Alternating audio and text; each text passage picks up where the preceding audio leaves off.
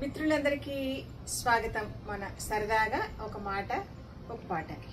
నేను ప్రస్తుతం అమెరికాలో ఉన్నానని చెప్పాను కదా. ఈ చెట్టు చూసారా ఎంత బాగుందో. ఈ చెట్టు పక్కన నుంచి వీడియో స్టార్ట్ చేయాలనుకున్నా ఇవాళ. ఇది బాగుంది కదా కలర్ఫుల్గా. సో ఇవాళ చాలా కబుర్లు చెప్దాం అనుకుంటున్నాను మీతోటి. సో ఈ మొక్కలు చూపిస్తూ మొదలు పెడతాను. ఇవన్నీ చూసారా ఈ మొక్కలండి. ఇది ఎన్ని వరుసగా ఎలా ఉన్నాయో. ఇది బౌండరీ వాల్ అన్నమాట, కాంపౌండ్ వాల్. ఇక్కడ అమెరికాలో ఏంటంటే కాంపౌండ్ వాళ్ళు సిమెంట్తో కట్టే అసలు రూలు లేదు, అసలు ఒప్పుకోరన్నమాట గవర్నమెంట్ వాళ్ళు. సో ఇలా మొక్కలతోనైనా వేసుకోవాలి, లేకపోతే వుడ్తోనైనా చేసుకోవాలి. సో ఇది మా అబ్బాయి ఇంటి ఫ్రంట్ సైడ్ కాంపౌండ్ వాళ్ళు చూసారు కదా. సో ఇదంతా చూసి మళ్ళీ ఎంత లాన్కి చక్కగా ఆ పక్కన పక్కన మొక్కలు. సో రెండు చూపించాలి.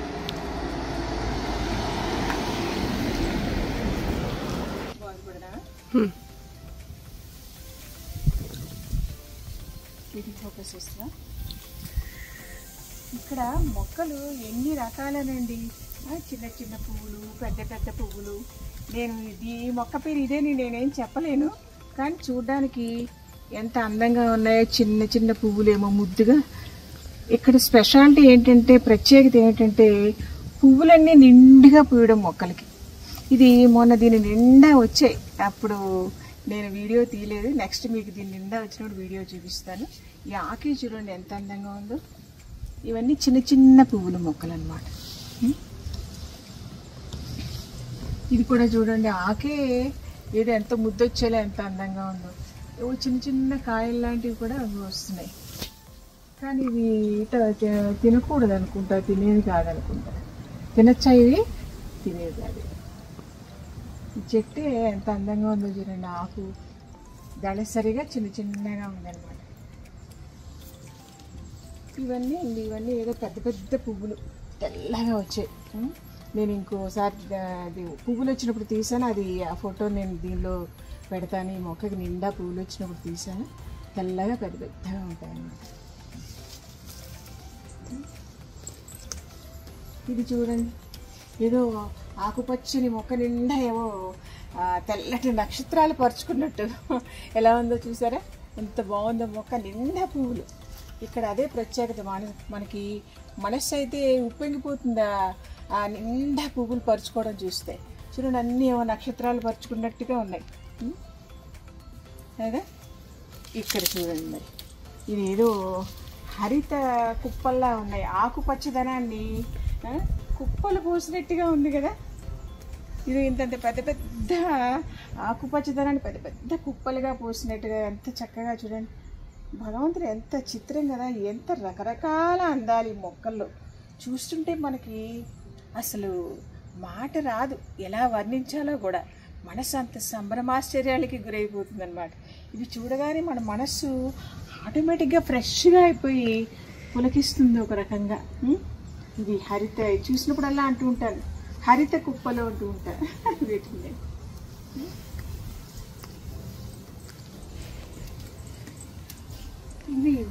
ఇవో రకం మొక్కలు. వీటికి ఏవో కాయలు వస్తాయిట.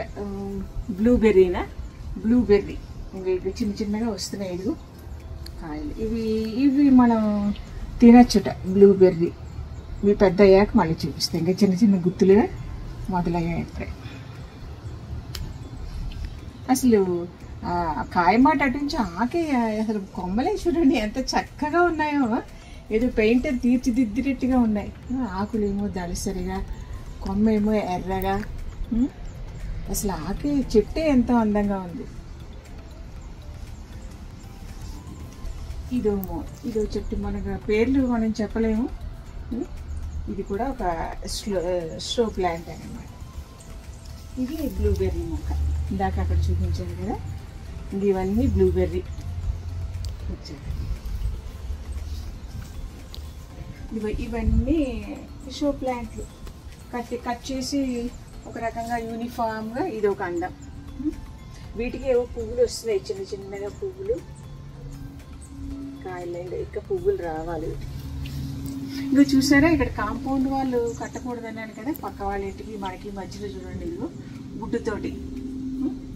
ఇది వుడ్ వాళ్ళు చూస్తుంటే మనకి చిన్నప్పుడు చందమామల్లో ఫోటోలు గుర్తొస్తాయి, చంద్ర గారు వేసిన బొమ్మలు అనమాట. మీకు గుర్తొచ్చి ఉంటాయి.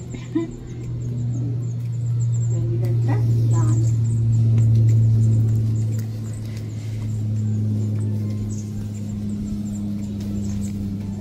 ఇది పెద్ద గులాబీ మొక్క. గుత్తులన్నీ వచ్చాయి, ఇప్పుడు ఎండిపోయే గుత్తులు వచ్చినప్పుడు తీసాను ఆ ఫోటో ఇంక్లూడ్ చేస్తాను. ఇవన్నీ గులాబీ, ఇవన్నీ తెల్ల గులాబీ. ఇక్కడ చూడండి, ఇంకా పింక్ గులాబీ. ఎంత ముద్దొస్తున్నాయి కదా, చూస్తుంటే ఎంతసేపు చూసినా తనివి తీరదంటారు చూసారా, అలాంటి ఫీలింగ్ ఇక్కడ కలుగుతుంది. తనివి తీరలేదు అన్న మాటకి మనకి ప్రత్యక్ష అనుభవం అనమాట ఇది, అనుభూతి. చూడండి ఎంత గుత్తులుగా వీటిని ఎంతసేపు చూసినా మనసు ఇంకా చూడాలనిపిస్తుంది. భగవంతుడు గుర్తొస్తాడు మనకి, ఎంత చక్కగా డిజైన్ చేశాడు. ఇంకెక్కడ భగవంతుని ఎక్కడో వెతకక్కర్లేదు. ఇలా చూస్తే మనకి దేవుడు ప్రత్యక్షం అవుతాడు ఈ పువ్వుల్లో. చూడండి ఆ డిజైన్. లోపల ఇంకా విచ్చుకోవాల్సిన రేఖలు ఇంకా ఉన్నాయి. ఇన్ని పువ్వులు చూసారా. ఇక్కడ ఈ వాతావరణం ప్రత్యేకత ఏంటో, ఎంత నిండా వచ్చేస్తాయి. ఇవన్నీ షో ప్లాంట్లు. కొంచెం కలర్ కూడా మంచి ఎల్లో కలర్లోకి వస్తున్నాయి ఆకులన్నీ. ఇక్కడికి రండి, మరి ఇక్కడ ఒక అబ్బురం ఉంది. కానీ నా కళ్ళకి ఎంత అబ్బురంగా కనిపిస్తుందో, కానీ అంత ఆశ్చర్యాన్ని అబ్బురాన్ని కెమెరా అందించలేకపోతుంది. నాకు అదే బాధగా ఉంది. ఎన్ని ఈ కలరే రేర్ కలర్. ఎంత పెద్ద పెద్ద బంచులు ఉన్నాయి చూడండి, ఎంత పెద్ద బంచులు. ఇవి చూడండి, ఇది చూస్తుంటే మనస్సు ఆనందంతో మనం ఇంకా మాటలు రావు. వీటిని ఎన్నిసార్లు నేను ఇప్పటిదాకా వీడియో తీసాను, 4-5 సార్లు. కానీ ఈ గ్రాండ్నెస్ నేను కెమెరాలోకి తీయలేకపోతున్నా. ఆ లైటింగ్ సరిపోలేదేమో, నేనే సరిగ్గా సెట్ చేయలేకపోనేమో అని అనుకుంటున్నా. కానీ ఇంత రిచ్నెస్ని, గ్రాండ్నెస్ని కెమెరా వల్ల కాదని నాకు అర్థమైపోయింది. అందుకే నేను మామూలుగా చూపిస్తున్నా. ఈ మూల చూడండి, ఇవన్నీ చక్కగా అన్నీ ఒక చోట చేరి కబుర్లు చెప్పుకుంటున్నట్టు గుర్తులన్నీ. నేను కబుర్లు చెప్తా ఇప్పుడు. ఇవన్నీ మీకు చూపిస్తూ మీతో చాలా కబుర్లు చెప్పాలనుకుంటున్నా. రండి మరి రండి. ఇదిగో బ్లూ కలర్లోనే ఇవి వైట్ వస్తాయి. దేనందని దాందే. మళ్ళీ వైట్ వచ్చిన తర్వాత మనం ఇక్కడ మళ్ళీ సంభ్రమాశ్చర్యాలతో నిలబడిపోవాలి, తప్పదు.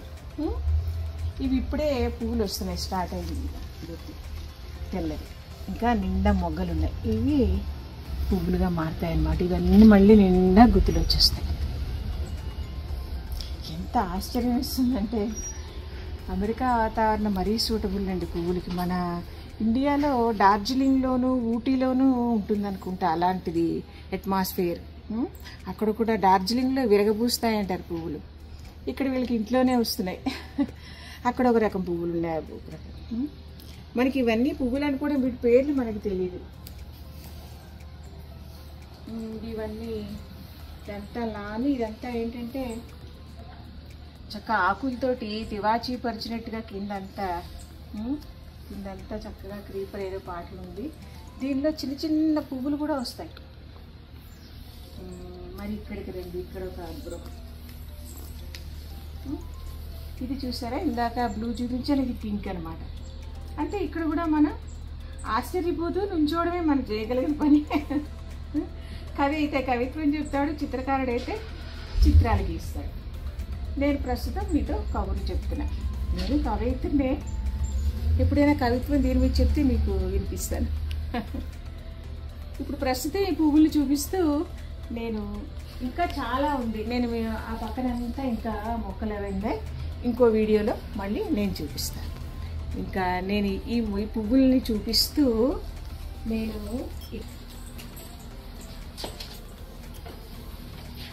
మీతో బోలెడన్ని కబుర్లు చెప్పాలండి. చాలా కబుర్లు. ఆ మొక్కలను చూస్తే ఇంటిటో గుర్తొస్తున్నాయి, ఏవో కబుర్లు చెప్పాలనిపిస్తుంది. మరి బోలెడన్ని కబుర్లు చెప్తాను. ఓకే, చూసారా, ఇందాక మీకు చిన్న చిన్న పువ్వులు కూడా చెట్టు నిండా పూసొస్తాయని చెప్పాను చూసారా.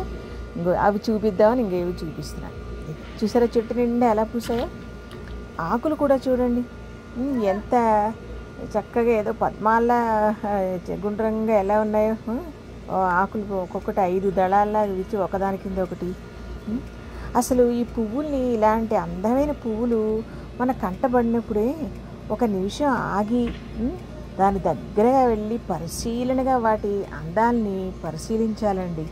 పరిశీలించకపోతే దాని ఆ అద్భుతమైన సౌందర్యం అంతా వ్యర్థమైపోతుంది కదా. ఇప్పుడు భగవంతుడు ఒక అద్భుతమైన చిత్రాన్ని గీశాడు. మనం దాన్ని చక్కగా ఆనందంతో మనసంతా పెట్టి వీక్షిస్తే ఆయనకు కూడా చాలా సంతోషం కలుగుతుంది. ఆయనకి సంతోషం కలిగిస్తే మనని ఇంకా ప్రేమగా చూస్తాడు. ప్రకృతిని ప్రేమించడంలో అది గమ్మత్ అన్నమాట. మరి ఇంకో రకం పువ్వులు కూడా ఇప్పుడు చూపిస్తాను. ఇవి చూడండి, ఏదో వెన్నెలతోటి పువ్వుల్ని తయారు చేసినట్లేదు, వెన్నెల ముద్దలతోటి. మరి ఇంతటి అద్భుతాన్ని చూస్తున్నప్పుడు మనం ఆగి వాటిని, ఆ అందాన్ని ఆస్వాదించకపోతే మనకి మనసు లేనట్టే లెక్క. మనం ఒక చక్కటి చిత్రాన్ని గీసామనుకోండి, అలా ఎక్కడ పెట్టి నలుగురు వచ్చినప్పుడు వాళ్ళు చూస్తారని మనం కోరుకుంటాం కదా. చూడకుండా వెళ్ళిపోతే మనకి ఎలా అనిపిస్తుంది? భగవంతుడికి కూడా అలాగే అనిపిస్తుంది అన్నమాట.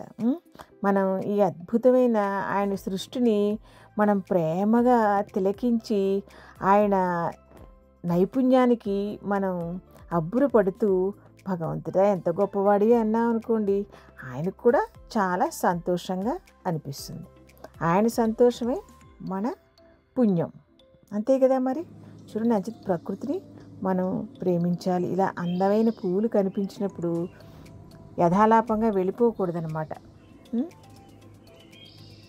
అలా మనం యథాలాపంగా వెళ్ళిపోకూడదు, ఒక క్షణం ఆగి చూడాలి. చూడాలన్న మాట కూడా కరెక్ట్ కాదు, వీక్షించాలి. ఈ పువ్వులు చూడండి, అన్నీ చక్కగా ఒక చోట చేరి కబుర్లు చెప్పుకుంటున్న ముత్తైదువుల్లా ఉన్నారు కదా. అమ్మలక్కలు, పోనీ అమ్మలక్కలు అందామా? నా చిన్నప్పుడు, ఇప్పుడంటే టీవీలు ఫోన్లు అన్నీ వచ్చాక తగ్గిపోయాయి, కానీ నా చిన్నప్పుడైతే మా అమ్మ పని అయిపోయిన తర్వాత పక్కింటి వాళ్ళు, ఇంటి వాళ్ళు అందరూ ఒక చోట కూర్చుని, మిగతా పోర్షన్లు అద్దెకున్న వాళ్ళు అందరూ ఒక చోట కూర్చుని కబుర్లు చెప్పుకుంటూ ఉండేవారు. కబుర్లు అంటే గుర్తొచ్చిందండి, అమ్మే కాదు మనం కూడా స్నేహితులతోటి ఎన్ని కబుర్లు చెప్పుకునేవాళ్ళం అప్పుడు చిన్నప్పుడు. అంటే మనం ఇప్పుడు 60sలో ఉన్న వాళ్ళకి ఇప్పుడు నేను చెప్పే మాట తెలుస్తుంది. ఎందుకంటే ఈ తర్వాత జనరేషన్ వచ్చేటప్పటికి టీవీలు ఫోన్లు అన్నీ వచ్చేసాయి. అంతసేపు టీవీ చూస్తూ కూర్చోవడం తప్ప అలా మామూలుగా బయటకు వచ్చి ఫ్రెండ్స్తో ఆటలాడుకోవడాలు అవి కొంచెం ఇప్పుడు తగ్గిపోయాయనే చెప్పాలి. మన చిన్నప్పుడు పల్లెటూళ్ళలో అయితే రకరకాల ఆటలు ఉండే, అమ్మాయిలందరూ కూర్చుని చింతపిక్కల ఆటలు ఆడుకోవడం, తర్వాత తొక్కుడు బిళ్ళ, తర్వాత తాడాట అని, తర్వాత ఇంకా జాడీలాట అనేవాళ్ళం, మీకు గుర్తుందో లేదో. ఇలా అన్నిటికన్నా ముఖ్యమైనది ఏంటంటే చింతపిక్కలాట అండి. చింతపిక్కలాట మీకు ఈ వీడియో చూస్తున్న వాళ్ళకి గుర్తొచ్చే ఉంటుంది. అది ఎంత అలా అంటే, ఒక గుప్పుడు చింతగింజల్ని నేల మీద పోసి దానిలోంచి ఒక గింజ తీసుకుని అది పైకి ఎగరేసి అది మళ్ళీ కిందకు వచ్చి మనం దాన్ని పట్టుకోవాలన్నమాట. కిందకు వచ్చాక అది పట్టుకునే లోపు మనం కింద నుంచి ఒక గింజను మళ్ళీ తీయాలి. నేల మీద ఉన్న వాటిల్లో గింజ తీసి పైన గింజను పట్టుకోవాలన్నమాట. ఆ పట్టుకోవడంలో ఎన్ని పాయింట్లు ఉన్నాయంటే, 2 గింజలు దగ్గర ఉన్నాయనుకోండి, ఆ రెండో గింజ కదలకుండా ఈ గింజను తీసుకోవాలి. ఇవన్నీ మీకు గుర్తొస్తున్నాయనుకుంటా నేను చెప్తుంటే. ముఖ్యంగా ఈ చింతగింజలాట గురించి ఎందుకు చెప్తున్నానంటే, దానివల్ల ఈ స్నేహితురాళ్ళ మధ్యన ఎన్నెన్ని యుద్ధాలు జరిగిపోయాయని, ఆ పక్కనే ఉన్న గింజల్ని తీసుకోవడంలో ఆట రూల్ ప్రకారం ఏంటంటే, ఆ పక్కనున్న గింజ అస్సలు కదలకూడదు. ఆ కదలడాన్ని మనం ఏమనేవాళ్ళం అంటే కంగడం అనేవాళ్ళం. అక్కడ వచ్చేది దెబ్బలాట అనమాట. అవతల ఇంకో పార్ట్నర్ ఏమో కంగిందని, ఈ ఆడేవాళ్ళేమో కంగలేదని. ఈ రకంగా అది మాట కంగిందని కంగలేదని విపరీతమైన దెబ్బలాటకి దారితీసేది. అక్కడి నుంచి జుట్టు పట్టుకోవడం. అది ఇలా నాకైతే ఇలా చింతపిక్కలాడుతూ చిన్నప్పుడు ఒక ఫ్రెండ్తో 1 సంవత్సరం పాటు మాట్లాడలేదండి. చిన్న విషయాలే ఇది. నేను చింతపిక్కలాట గురించి ఎందుకు చెప్తున్నానంటే దానిలో మనకి ఎన్ని ఎంత ఏకాగ్రతను నేర్పుతుందో ఆట. అదే కాకుండా సరదాగా ఎన్నెన్ని ఒక చిన్న విషయాలు మనుషుల్లో ఎన్నెన్ని యుద్ధాన్ని సృష్టిస్తాయో చెప్పడానికి అనమాట. 2 స్నేహితుల మధ్య సంవత్సరం పాటు మాటలు లేవన్నమాట. అలాగే బొబ్బులి యుద్ధం ఎలా జరిగిందో తెలుసా? చిన్న కోడి పందాల ఆటలో ఈ 2 దేశాల ముందు చాలా సరదాగా కబుర్లు చెప్పుకుందుకు ఒక ఇంట్లో ఒక రాజుగారు ఇంకో రాజుగారు ఇంటికి వచ్చి సరదాగా గడుపుదామని వస్తారు. కోడి పందాల ఆట వేసుకుంటారు. ఆ దేశం కోడి ఈ దేశం కోడి. ఆ కోడి పందాల ఆటలో ఒకళ్ళ కోడి ఓడిపోతుంది ఆ పందెంలో. ఆ ఓడిపోవడం అన్నది ఆ పాయింట్ దగ్గర పౌరుషం వస్తుంది ఓడిపోయిన వాళ్ళకి.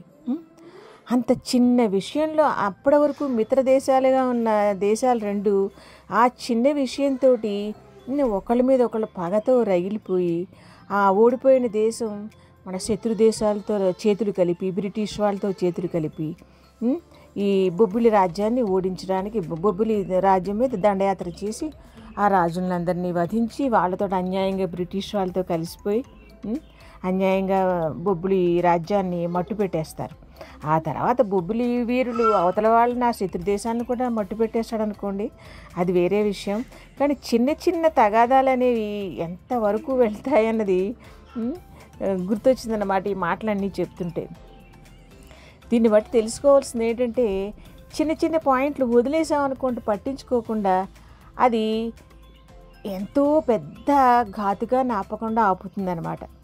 సో మనం చిన్న విషయాల్ని పట్టించుకోకుండా వదిలేయడం అలవాటు చేసుకోవడం చాలా అవసరం. కబుర్లు ఎక్కడి నుంచో ఎక్కడికో వెళ్ళిపోయాయి కదా. ఈ పువ్వులు కూర్చుని కబుర్లు చెప్పుకుంటున్నాయంటూ అలా నా చిన్నప్పుడు ఫ్రెండ్స్తో కబుర్లు చెప్పుకోవడం, ఆ కబుర్ల దగ్గర నుంచి ఆటల దగ్గర దెబ్బలాటల్లోకి అన్నిటికీ వెళ్ళిపోయే ముచ్చట్లు. మరి దీనిలో చిన్న పాయింట్ కూడా గ్రహించాం కదా, చిన్న విషయాల్లో మనం పట్టుదలకు పోకూడదు.